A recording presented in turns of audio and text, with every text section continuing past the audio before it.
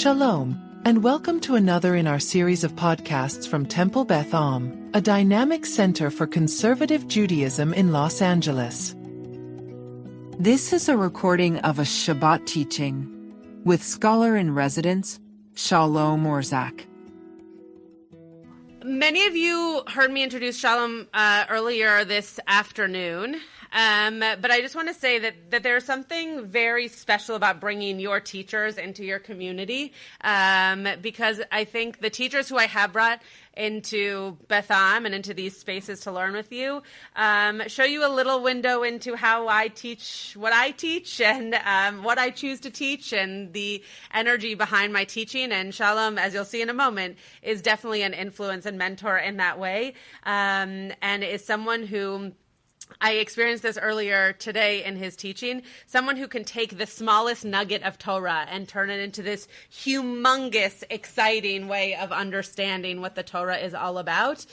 For many years, I don't even think Shalom knows this, when he was my mentor while I was working on getting a master's concentration in Israel education through the iCenter, I had nuggets of Shalom's Torah teachings on tabs in my on my computer that I turned to as ways of being able to give myself both the creativity and also the ability to look at Torah differently, which I believe Shalom does in a way that is scholarly and also very engaging. So I'm very excited for all of you to be able to learn with him either again or for the first time. Bechavod, Shalom. Thank you. And I also want to once again acknowledge the wonderful relationship that blossoms through the zchut, the privilege of mentoring somebody, because very, very early on, and Rabbi Rebecca is certainly a great example, there is a healthy confusion as between who is the mentor and who is the mentee, who is the teacher and who is the pupil. I am learning from a very, very early part of our relationship from, she was then Rebecca, she's now Rabbi Rebecca, but I continue to learn and really glow in her wisdom, her leadership, her passion, and what she is doing to this community. And as I just said to somebody, you should feel incredibly proud, because what happens in Temple Beth does not stay in Temple Beth. This is not Las Vegas. I know we're not that far. And I'm saying it because some incredibly important things are happening here. Your approach to tefillah. Again, I know I'm singing to the choir here, but I'm going to sing nonetheless because you like singing here. So give me a few minutes to sing. Your approach to tefillah is unbelievable and remarkable. Your understanding and vision of community, or I should say more importantly, communities that live in this building and find something that is spiritually satisfying, spiritually fulfilling. It's remarkable. I could go on, but I don't want to take up all of our time. So I'm going to get straight into the text that is in front of you. And I want to actually learn and study with you a few of the texts that are here. Can you hear me if I wander? Good, okay. I will project my voice. The texts are, like all texts that we encounter, need to be read slowly. I kind of gave a couple of examples of that earlier today when we chose to try and, whatever, the midrashim that we shared really have to be read very, very slowly, because the question... Oh, you can't hear me? It's just that people are on live stream. Okay, slicha. I'll just put it to the side of you. All right. So we're going to open with, again, I think a fascinating, although probably a bit of a disconcerting discourse that is brought in Midrash Esther Rabbah. Maybe still fresh in our minds because Purim is still somehow in the background. I'm going to read it in Hebrew, then we'll translate, but the words in Hebrew, I think in translation also, some of them kind of shout out, even though we're dealing with silence. So, Rabbi Tanchuma v'Rabbi Brachya v'Rabbi Chaya v'Rabba v'Shem Rabbi Eliezer Pitrina. A lot of rabbis, naming one after the other, in the name of. Maybe they had a discussion about it. And here's something fascinating. I don't know how often this phrase occurs. Hamidrash hazeh ala biyadenu min hagola. This midrash, this learning, as we suggested this morning, maybe this demanding, this protesting, this tradition came out of the Gola. Oy, oy, oy, I wonder what happens next. This tradition came out of the exile. Am I speaking about a state or a state of mind? And I think as we're about to discover, things that come out of the exilic experience speak about a state of mind as well as where we are. So, with that kind of dramatic introduction, let's see what they said. Kol makom, every place, shene'emar, where the word vayahi turns up, beware. It ain't necessarily going to be good.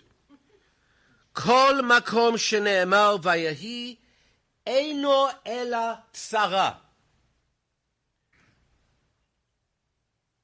Now, I want to invite you to think for a few seconds of the Vayhis that you know. And then you're going to say to yourself, wait a minute, there are some great ones. Why all of the oi when we can have some joy, bidiyuk? But maybe this tradition of seeing Vayahi as an oi comes out of being in an existential reality called the exile. And I'm struggling. Nachon? I'm finding life a little bit hard. And I'm preempting. And maybe I feel I need to warn. Is it a description or a prescription that's happening here? Now let's see some of the examples. And you'll also understand why I'm playing this particular week with Vayahi. You're already there. I know you are. Because how does this week's Sedra start? But we're not going to get there quite yet. All right? But this is a major statement. Right? Then there's a second opinion, which we'll say quickly. Oh, it's not just Vayahi. It's actually, because where's the Midrash from? Esther Rabbah. So they'll say, it's actually two words. Every time the expression Vayahi bimei is used, eino ela tzara, same inevitable, right? Every time these two words, either it was, Vayahi, it occurred, or Vayahi bimei, it was in the days of. Or, well, I don't want to say once upon a time, because then I'm really destroying so much good literature. But we're kind of saying, like, this occurred in the days of. Once upon a time, and this is the time, the bimei, that I'm kind of indicating. We could spend time on understanding the difference between, you want to go with Vayahi, or you want to go with Vayahi bimei. In both cases, they are suggesting the same thing. That when that term is used, not great things will follow. Now, what is the Midrash going to have to do next? Bring some proof texts. Therefore, how do you know this? Why do you make this suggestion? So there are two or three, and we will look at a few. There are many, by the way, obviously. Like, just Google in your mind for a moment. Don't use your phones. Obviously not. How many times can I remember the word Vayahi occurring in the Torah, in literature, in the Tanakh? Oh, there's loads. Wait a minute. That's the creation story, isn't it? We'll get there. You were there. I knew you were there. Right? The creation story. So what's so bad about that? We will get there. Hold on. But we'll do one or two other examples. The obvious one, because it's Midrash Esther, right? A proof text is Vayihi, halfway down. Vayihi bimei Achashverosh. Somebody else want to read it in English? I think you should read it because you have the microphone. You should read it because you're in front of the microphone. Slicha. Okay, I'm on. I'm totally on. It's fine. I can do this. I love this. I just wanted to share some of the joy. Or the oi. Whatever. Okay.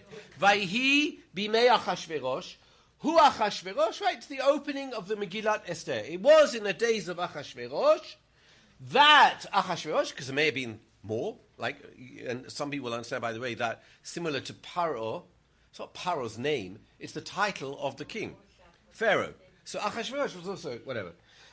Who reigned from India to Kush, 127 provinces. The rabbis argued that these ominous opening bars forewarn of the plan or the solution to destroy, kill, and eliminate young and old, children and women on a single day. I'm not speaking about October the 7th, but maybe I am. I'm talking about the story of Purim. So, okay, I now understand. When I see the introduction, Vayhi Bimei, my ears are going to be tuned to very ominous music. It occurs, in Hollywood, whatever. That's the way we are introduced into something bad is going to happen. The music will tell me to close my eyes or to open my eyes. More often than not, to close my eyes. Oh, no, I don't want to see this. I don't want this to happen. But it will. Am I describing or prescribing? So that's example number one, which kind of makes sense. Because it's like a lot of... But hey, at the end, we run. And we dress up and we have a party. So can you not hold on to that Vayhi Bimei and say... hold on tight, but in the end, yeh beseder. Now, I think that's a possibility. Elu ve'elu. We can play with both possibilities. But what occurs to me, and it's the pain and the trauma comes through, because the tradition came out of the Golah, not out of Israel. We weren't at home. We were living a life of persecution, of exile, of punishment, of bad things. So is my role as a teacher and as a leader to say, this is going to happen again and again and again. Or I'm actually, even though we begin with Vayhi Bimei, I have to be aware that there's going to be some bad stuff going on, but Ulai B'chol Zot, and let's leave it open there. Example number 2, the bottom of the page 1. Familiar, law, comes from this morning's Torah. And now we know, from the learning that we did, and that you did, much more than I, with Rabbi Rebecca, the Bar Mitzvah, whatever, bad things happen. But again, there's a kind of conundrum. It's kind of upsetting, because, Vayhi biyom hashmini, kara Moshe la'aron u'lebanav u'lezignei Yisrael. Context. Let's have a look at the next page, because I think I give that context. Some context. Right, I've learned this off by heart. Right, what is happening Vayhi Bayom Hashmini? So let's remind ourselves how we finished the book of Shemot. Right? The completion of the tabernacle. The morning after. Everything is amazing, amazing, amazing. This should be the most festive, and it actually is described as such in the opening bars of the portion of Shemini. So why are you going with the oi, with this Vayhi, when it could be a lot of joy? The festivities of the 8th day, of the tabernacle being completed, the service of the priests, they've learnt it all, they're about to do sacrifices. The presence of God is going to come down, and did, after Aaron did whatever he did. However... I'll read the Hebrew, you can look at the English. And it was on the 8th day, Vayhi bayom hashmini, kara Moshe le'aron u'levanav. Amar. He said to them, that too, ach hada eino tov. Also this Vayhi, or also this event, is not going to be good. Sheba'oto yom, Vayhi bayom hashmini. There wasn't just festivities, as we heard this morning. Metu Nadav v'Avihu, uvachu lahem kol Yisrael. Nadav and Avihu, Aaron's sons, we learned this morning, they didn't just die, they were actually killed. And on that day, that should have been the most festive day, all of the Bnei Yisrael were crying. It's interesting that it says that in the Midrash, because who wasn't? Aaron. We won't go back there, but again, that's maybe part of the tragedy of Vayehi. Shene'emar, and they quote, Va'achechem kol beit Yisrael yivku et hasrifa. Right? They were crying over the fire, not from the korban, not from the sacrifice, but the fire that actually consumed Nadav and Avihu. Right? That leaves a bit of a lasting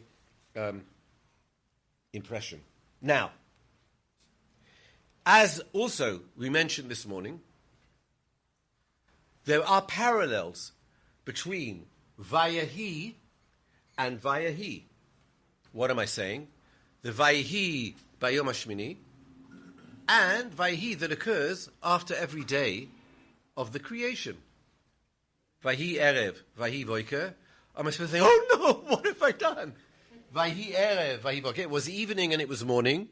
Yom Echad, Yom Sheni. We do it 6 times. Is every day a disaster? Hopefully not. Really, hopefully not. Really not. But there is a parallel there that is asking us all the time to raise this question or this possibility. Oi, oi, oi. Is this the case also with the creation? We'll get there. I know you were there. Whatever. Let's see what's going on here. So there is a strong... I'm reading halfway down page 2. I would ask you, but you won't... Whatever. I'm doing... Whatever. There is a strong tradition that sees a parallel between the construction of the tabernacle and the creation of the world. Similar expressions are used in describing both. Rabbi Jonathan Sachs, I love the fact that we're all quoting him all the time. We all miss him. Whatever.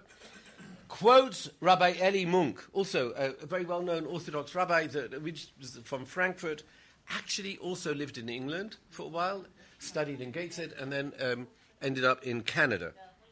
Never made it to California. I apologize. Like, what was he thinking? Why Canada? Whatever. But a real Talmud Chacham, like a very... he actually translated a lot of very esoteric works. One is called the Ketav HaKabbalah, which is written by...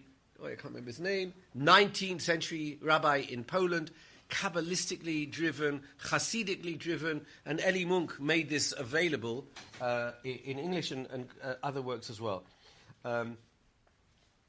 So Rabbi Jonathan Sachs quotes Rabbi Eli Munk, who brings the Talmud from Megillah 10b or 10 Daf Bet, which expounds about the completion of the sanctuary that, here's the Megillah, here's the Gemara, here's the Talmud, on that day, there was, read it for me, everyone together so everyone can hear, there was, louder, there was joy before the Holy One. Blessed be He, as on the day when, as on the day when heaven and earth were created.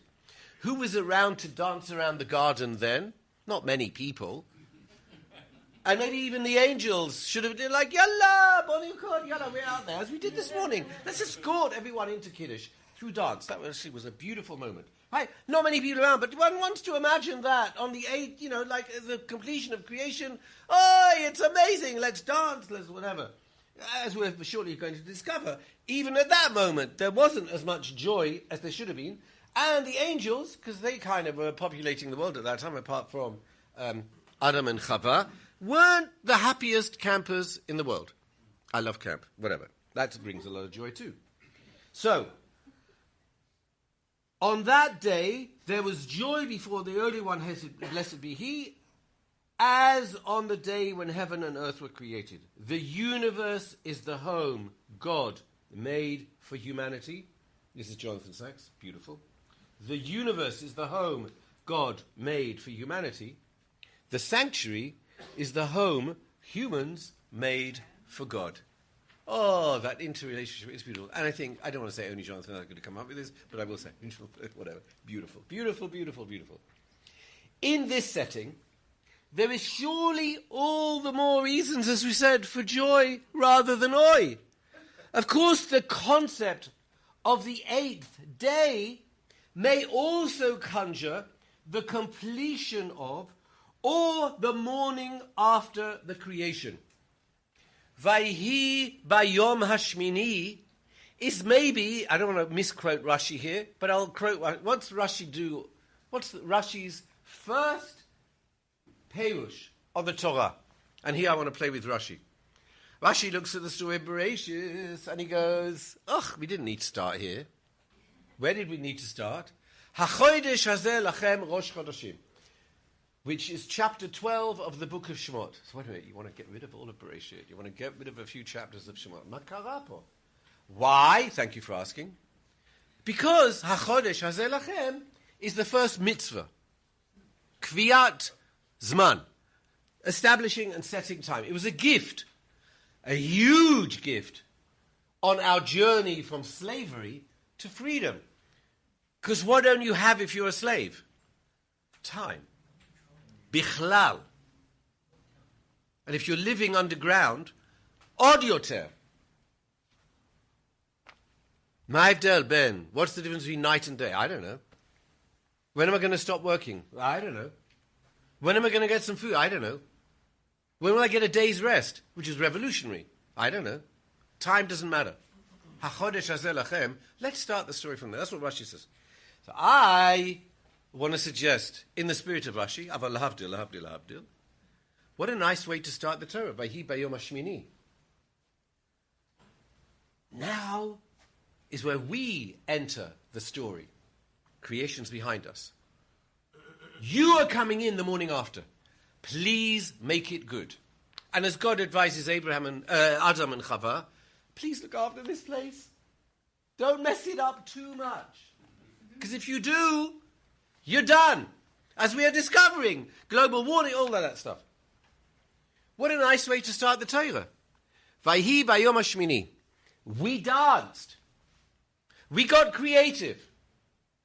We said, maybe, na'aseh v'nishma. Trust us, God. We're going to do this well. Really well. All yeh beseder. Everything will be fine. Vayhi bayom hashmini. Start with that potential. God has created a beautiful world. Now we enter center stage. The spotlight is on us. Nice way to start the story. I don't know. Rashi didn't go there. Maybe we shouldn't go there. But I'm only suggesting it because of the potential. In those words, Vayhi bayom hashmini. It was on the 8th day. And we know that creation happened in 7. Lo b'mikreh. It's not coincidental.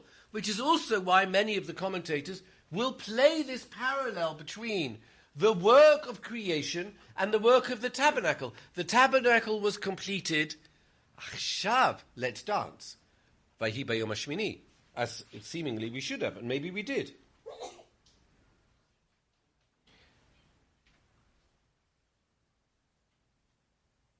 Right, so I want to now, where are we? So you will recall that the trope that culminates, so now let's look at the other Vayhi that I'm playing with anyway, through the story of the creation. Every day, as we said, Vayhi, Yom Rishon, Yom Sheni, Yom Echad, we say, don't say Yom Rishon, which is again another story, but we can get into that another time.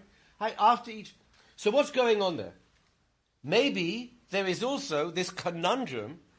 Okay, I wanted to have a nice time on Yom HaShmini. The tabernacle is completed.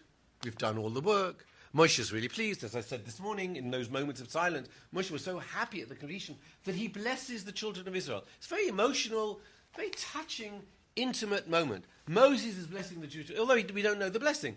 But that's for us to also get into, right? You move out so that others can move in. That's also, by the way, part of the creation. What Hasidim or the Kabbalists will call tzimtzum. I'm constricting myself to make room for you. That is the deep breath we can take. Vayhi bayom hashmini. God is moving out so that we can move in.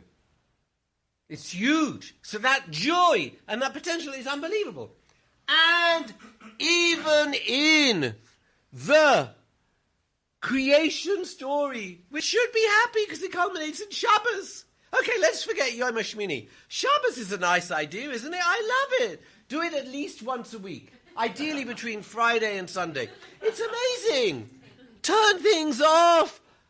Hug people.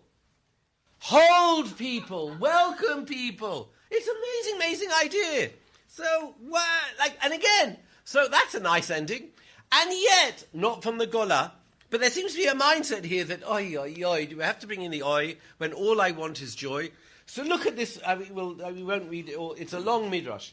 But it essentially depicts an argument that occurred between God and the angels. What is the text that generates this unbelievable imagination, which is what midrash is, of what occurred? So there is a verse towards the end of the creation story where God suddenly says, Na'aseh Adam betzalmo udmuto. Let us? Who's? What are you talking? Who are you talking to, God? Let us. So on this, the Midrash actually imagines, as probably many of us could, maybe is he having a conversation with somebody? Like, what was going on?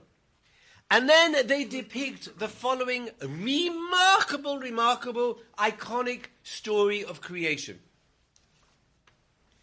B'sha'ah Shabbat HaKadosh Baruch. I'm reading the Hebrew. You'll look at the English on the following page if you don't understand the Hebrew. I'll also get to the English in a minute. B'sha'ah Shabbat HaKadosh Baruch Hu lebriat et ha'adam harishon. At the time that God wanted to create humanity, Na'asu, this is beautiful Hebrew, Na'asu malchei hasharet, kitim, v'chavurot. The angels almost were divided into two kitim, sounds like kita, classes, approaches, and chavurot, another beautiful word, like groups, or learning partners, or schools of thought, wherever you want to go, but this is big. 2. One said, now let's look at the English if you want to. God, don't do this. Not a good idea. Humanity's going to screw up. Mamash lotov. Don't do this. We beg you. Trust us. We're your yes people. La'olam va'ed. We, the angels, will always do what you want. And the image we have of them, if you like, I'm just thinking about this now, by the way, right? They are on one foot. Al regel echad, which is why we do kadosh. We are mimicking the angels. Right? Everything you needed to know about life standing on one leg, which means I don't have a lot of time to think about it. This also depicts the story with Hillel and Shammai. Teach me all the Torah while I'm standing on one leg. Wait a minute, you want to be an angel? No, I want you to do this quickly, because I can't stand like this indefinitely. Which means, if you like, I mean, I'm thinking about this now, but you'll say you're wrong, hopefully. Right? The angels stand on one foot, i.e., it's one thing. Rak davar echad. I'm not. Well, let me think about it. Oh, I guess I can't do that. Oh, I can fly, whatever. But it's very immediate. You tell me what to do, and I do it.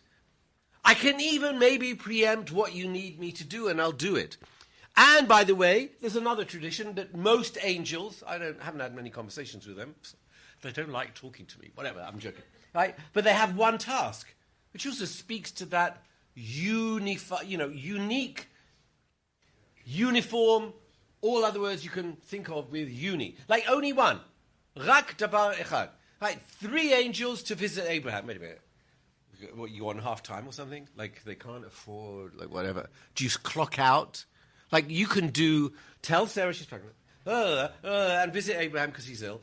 And also, on your way home, destroy Sodom. Whatever. But there's 3 angels because one angel only does one time. So these angels are having a Beis HaMedrash with God. Can you imagine? Don't do this, God. And the other angels are saying, Beseder, do it. And God maybe is sitting behind the judge's bench. What do I do? Again, according to the tradition, it didn't take very, very long. I'm going to do it. Don't try and talk me out of this. This is my idea. Whatever. And God goes ahead to do it. Nice ending to the story, no? Hey, because we're here to tell the story. Ah, thank God, thank you. But all the time, there's this conundrum. If I want to use the expression Elu ve'elu divrei Elohim chayim, both of these views are the living word of God, then maybe I'm not supposed to reject the other opinion that obviously was not overly accepted. We're here to tell that story. But of the angels that are constantly whispering sweet nothings in God's ear to say, told you so. Told you so. And let's have a look at an example. The bottom of page 3. Yet. Some music, please. No, it doesn't matter. Drum roll. You could do that. Perhaps, la femme odd. Got some campus in the room. Perhaps the angels got the last laugh, or at least seem to have had a point. The closing verses of the portion of Bereshit. This is wild. And read them again for the first time. And again, I invite you, let's read them slowly. So what's happened? Kimat, almost, maybe it is. Vayhi bayom hashmini. Adam and Eve are in the Garden of Eden.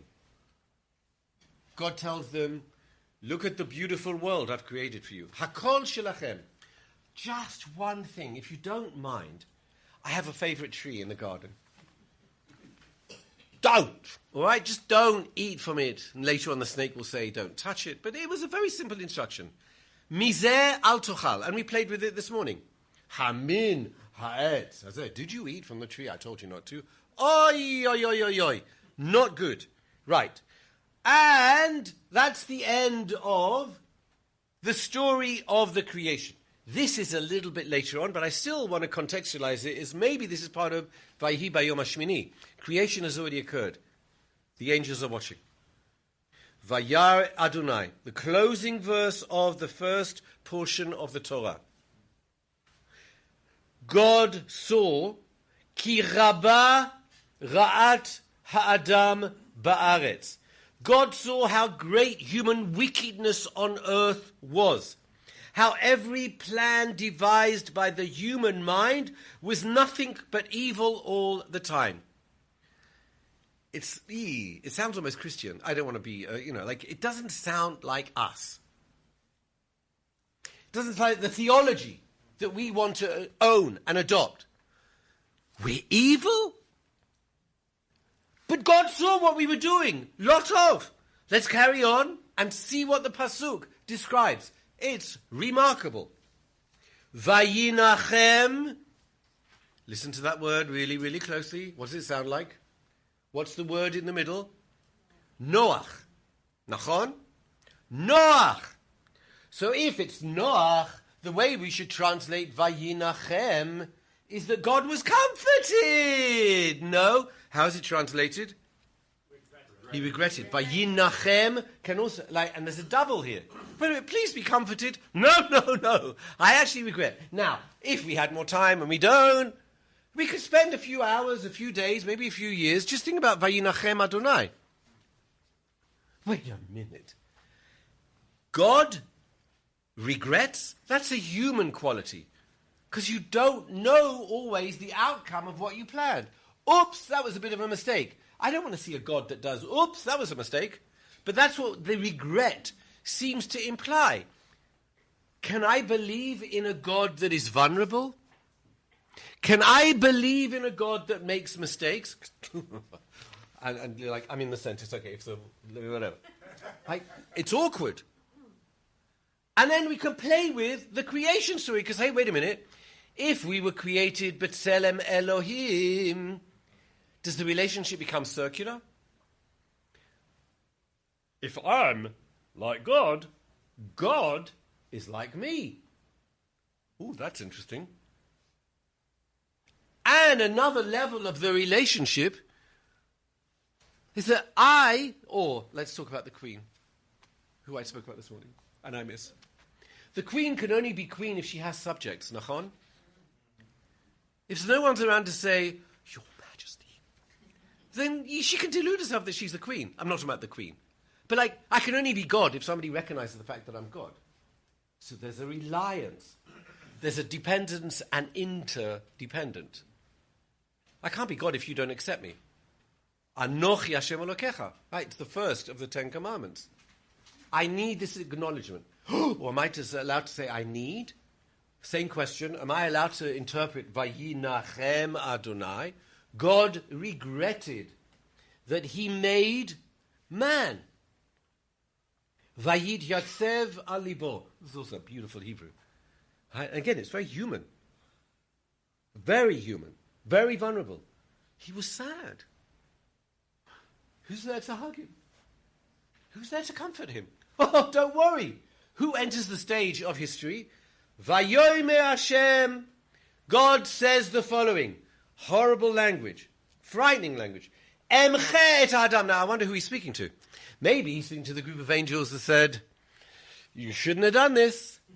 And then he has an audience with that opinion that was never accepted to say, maybe you were right. I'm going to start this again, or maybe I won't even start it again.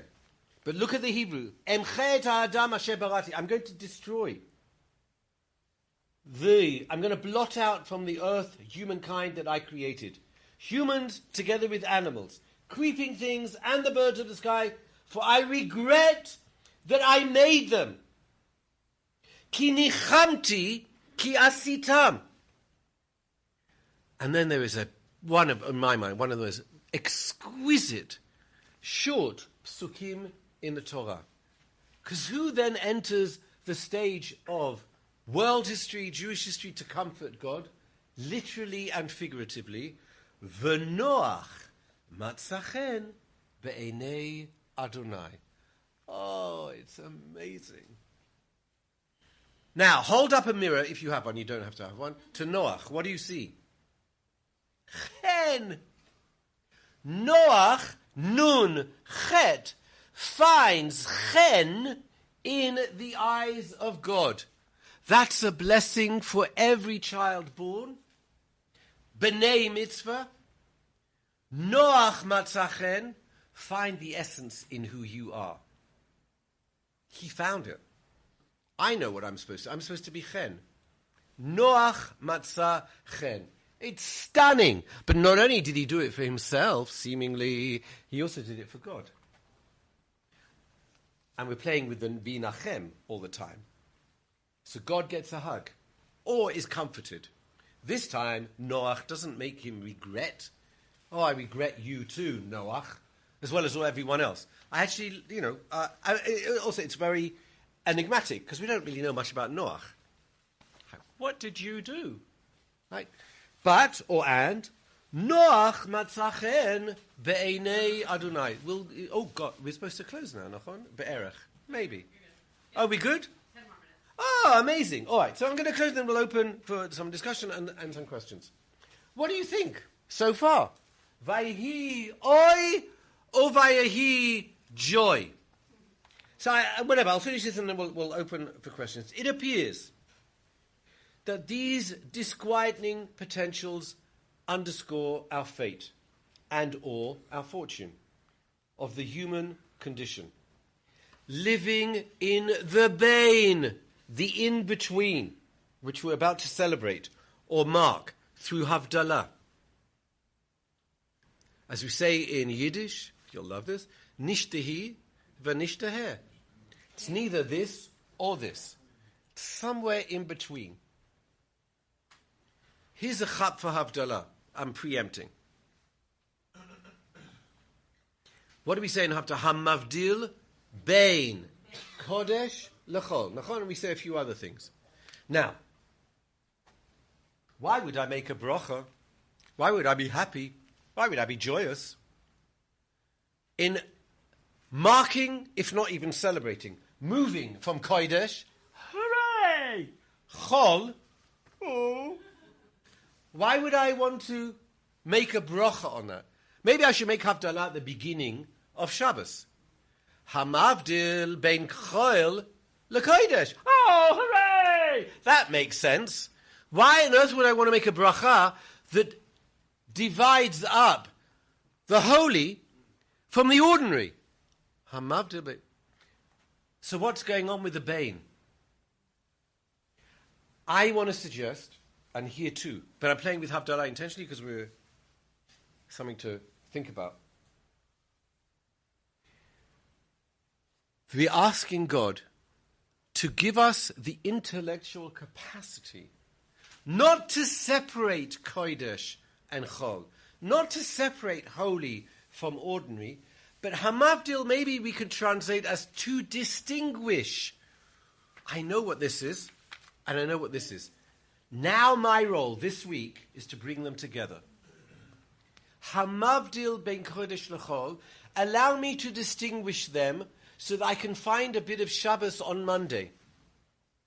And I can find a bit of Monday on Shabbos. Because I want to live with both. I need to live with both. And that's the potential, I believe, of Vayehi Bayom Hashmini. Perhaps the role and purpose of Vayehi Bayom Hashmini, living on the 8th day, is to determine how our stories will play out. There is a script for Yom Rishon. There is a script for Yom Sheni. You know the rest. There's even a script for Shabbat. What do I do the morning after? I'm on my own.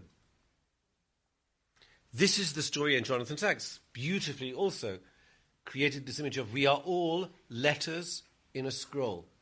And we start writing that scroll on Bayom Hashmini, on the 8th day. The preface is rather good, has a lot of promise. The angels are still going to squabble. And we have to decide which side we're taking. We also have to decide and make a stance. Atem lo tzodkin. You're not right. It was a good idea to create us. And let us show you why. That's Vayhi Bayom Hashmini. Every single day. We are the morning after. And the morning after. And the morning after. And I would suggest, as we are going to do shortly, in order to do that, I do not want to live with the either or. Hamavdil ben Kodesh l'Chol. I'm not abandoning Kodesh to go into Chol. I am holding really tight, because it's a rough ride, onto both.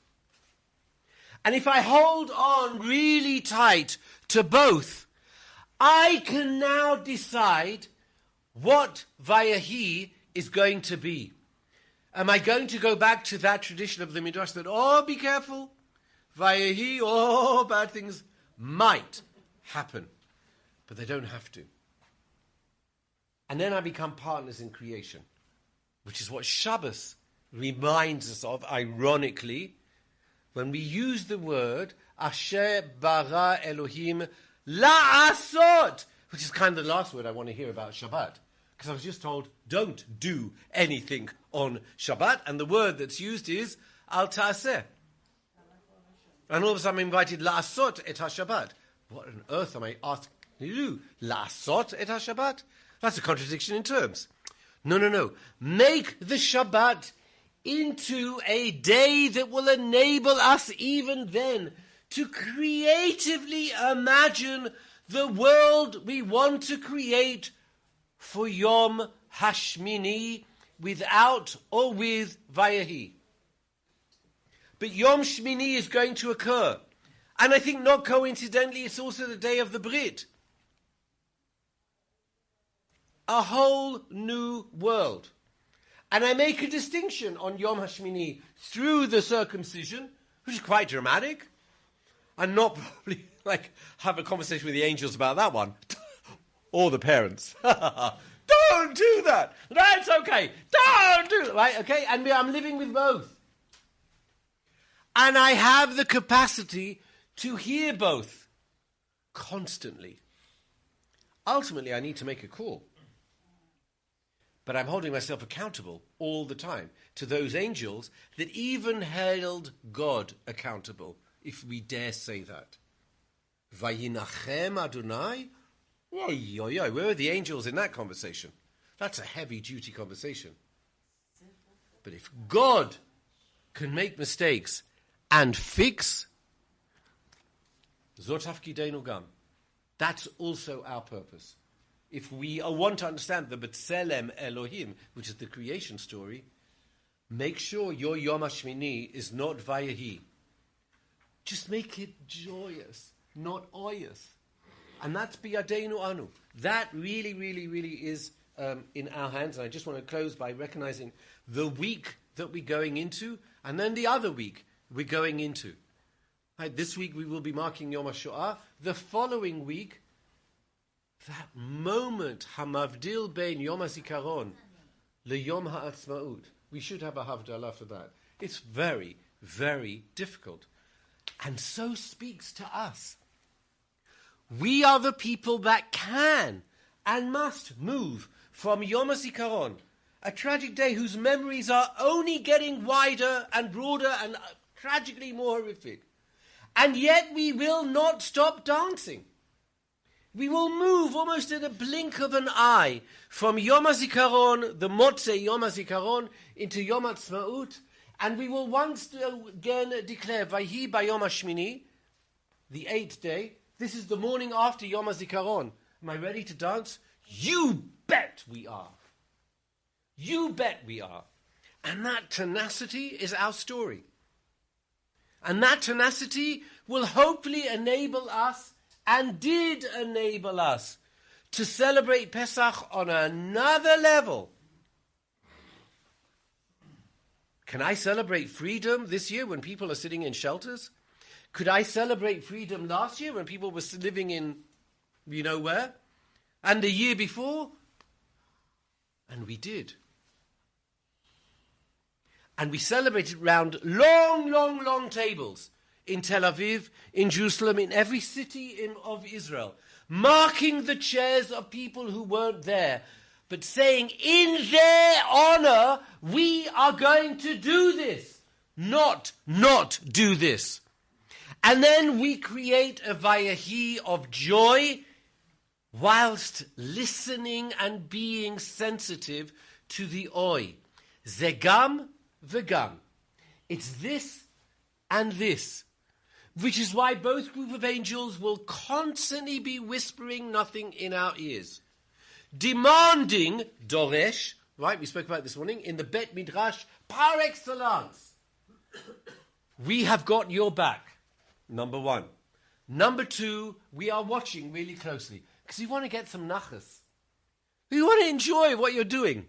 And number three, maybe there will be some among them, rightly or wrongly, that will say, oi, oi, oi, told you so. And sometimes that parent is important. I don't like that model, but it's there. Believe in the good. And this Yom Shmini of sorts, the Yom HaShoah, the Yom HaZikaron, the Yom HaAtzmaut, it's in our hands to preempt Vayahi and say, this Vayahi is for joy, not for oi. In the same way that it could have been with the Mishkan. And the potential is constantly there. Hold on to that potential. I want to say almost Shavua Tov. I want to say Chag Sameach. And I want to say, hold on to those memories to find inspiration when we might need it most from people that were and continue to be unbelievably inspiring. You've been listening to another in our series of podcasts from Temple Beth Am, a dynamic center for conservative Judaism in Los Angeles. If you enjoy these podcasts, we invite you to write a review on the Apple Podcast website or wherever you get your podcasts. For more information on Temple Beth Am, Los Angeles, please visit www.tbala.org.